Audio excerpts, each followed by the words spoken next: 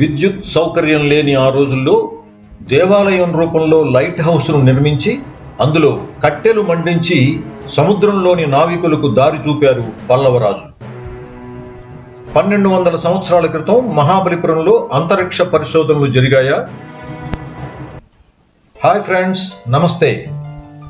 చారిత్రక నేపథ్యం కలిగిన ప్రదేశాలతో పాటు వివిధ దేవాలయాల సమాచారాన్ని మీకు అందించే లక్ష్యంతో స్టార్ట్ చేసిన హ్యాపీ టైమర్స్ ఛానల్కు మీకిదే స్వాగతం. ఇందులో భాగంగా మహాబలిపురంకు సంబంధించి పూర్తి సమాచారాన్ని సమగ్రంగా అందించదలిచి ఇప్పటి వరకు 3 వీడియోలు చేయడం జరిగింది. ఈ సిరీస్లోని 4వ పార్ట్ ఇదిగో రెడీ. ఈ వీడియోలో కృష్ణ మండపం, ఓల్డ్ లైట్ హౌస్గా పిలిచే ఓలక్కన్నేశ్వర శివాలయం, బ్రిటిష్ వారు నిర్మించిన న్యూ లైట్ హౌస్, అలాగే గణేష రథం వివరాలు చూద్దాం. ముందుగా కృష్ణ మండపం. ఇదే కృష్ణ మండపం.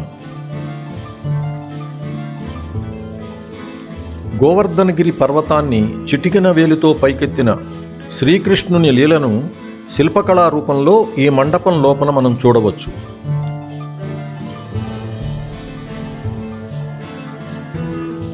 శ్రీకృష్ణుని పక్కనే ఉన్నది అన్న బలరాముడు.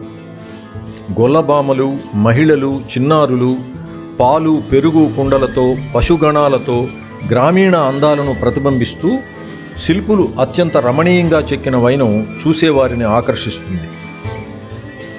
గ్రామీణ ప్రాంతాల్లో కనిపించే దృశ్యాన్ని శిల్పకళా రూపంగా చెక్కిన శిల్పులు నిజంగా అభినందనీయులు. ఈ దృశ్యంలో కేవలం గ్రామీణ వాతావరణమే కాకుండా చుట్టూ అడవులు, జంతువుల శిల్పాలను కూడా మనం చూడవచ్చు. సామాజిక కోణంలో ఈ శిల్పాన్ని చూసినట్లయితే పర్యావరణ సమతుల్యత ఆవశ్యకత ప్రాధాన్యాన్ని మనకు గుర్తు చేస్తున్నట్లుగా అనిపిస్తుంది. ఓల్డ్ లైట్ హౌస్గా పిలిచే ఓలక్కన్నేశ్వర దేవాలయం.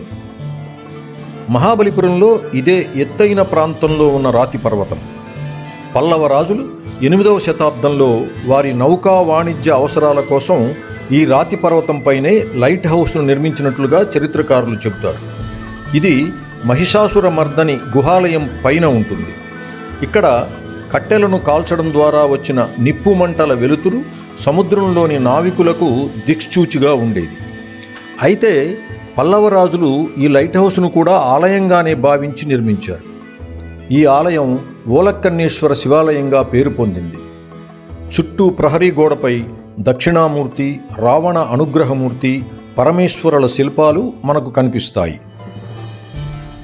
రాజులు రాజ్యాలు పోయాక 1887వ సంవత్సరంలో బ్రిటిష్ పాలకులు ఈ దీపస్తంభాన్ని పునరుద్ధరించి ఆ తరువాత 1904వ సంవత్సరంలో ఈ కొత్త లైట్ హౌస్ను 26 మీటర్ల ఎత్తుతో 11 అంతస్తులుగా నిర్మించారు.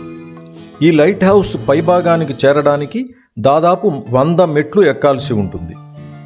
ఈ కొత్త లైట్ హౌస్ ద్వారా మెరుగైన లైటింగ్ కోసం 236 వాట్స్ LED ల్యాంప్ను ఇటీవలే అమర్చారు.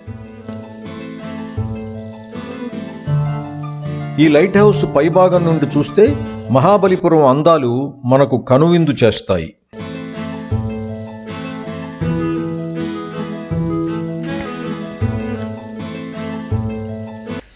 మహాబలిపురంలోని అన్ని నిర్మాణాలు పురావస్తు శాఖ ఆధ్వర్యంలో నిర్వహిస్తున్నప్పటికీ ఈ కొత్త లైట్ హౌస్ మాత్రం మినిస్ట్రీ ఆఫ్ షిప్పింగ్ ఆధీనంలో పనిచేస్తుంది. ఈ కొత్త లైట్ హౌస్కు అనుబంధంగా ఒక మ్యూజియం కూడా ఉంది. సముద్రయానానికి ఉపయోగించే పెద్ద నౌకల నమూనాలతో పాటు వాటి కోసం ఉపయోగించిన పరికరాలను ఈ మ్యూజియంలో మనం చూడవచ్చు.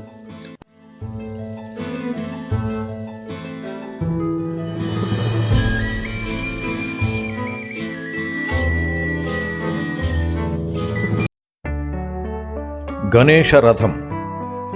దాదాపు 1200 సంవత్సరాల క్రితం ఒకే రాతితో చెక్కిన అందమైన ఆలయం ఇది. పల్లవరాజైన పరమేశ్వర వర్మ ఈ ఆలయాన్ని నిర్మించారు.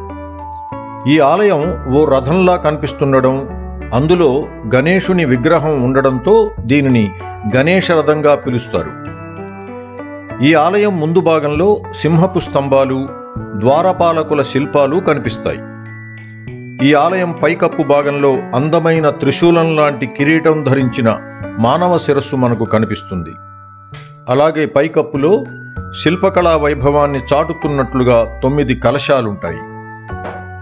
అయితే ఈ ఆలయం పైభాగంలో చెక్కిన శిల్పాలు హిందూ దేవాలయాలలో ఎక్కడా మనకు కనపడవు. ప్రధానంగా అంతరిక్ష పరిశోధనలో ఉపయోగించే రాకెట్ నమూనాలు, అంతరిక్ష పరిశోధకుల శిల్పాలను ఈ ఆలయం పైభాగంలో చెక్కి ఉండడాన్ని పరిశీలిస్తే ఈ ప్రాంతాన్ని అప్పట్లో అంతరిక్ష పరిశోధనకై ఉపయోగించి ఉండవచ్చుననేది పరిశోధకుల అభిప్రాయం. ఈ ఆలయంలో ఉన్న గణేశుని విగ్రహం తదుపరి కాలంలో ప్రతిష్ఠించినందున ఈ ఆలయాన్ని గణేశుని రథంగా పిలుస్తున్నారని పరిశోధకులు భావిస్తారు. ఇది ఫ్రెండ్స్, మహాబలిపురంలో మనందరికీ ఆసక్తి కలిగించే కొన్ని ప్రదేశాలను గురించిన వివరాలు. నెక్స్ట్ వీడియోలో మహాబలిపురంలోని మరికొన్ని ప్రదేశాల గురించి తెలుసుకుందాం. Thank you for watching. Have a good day.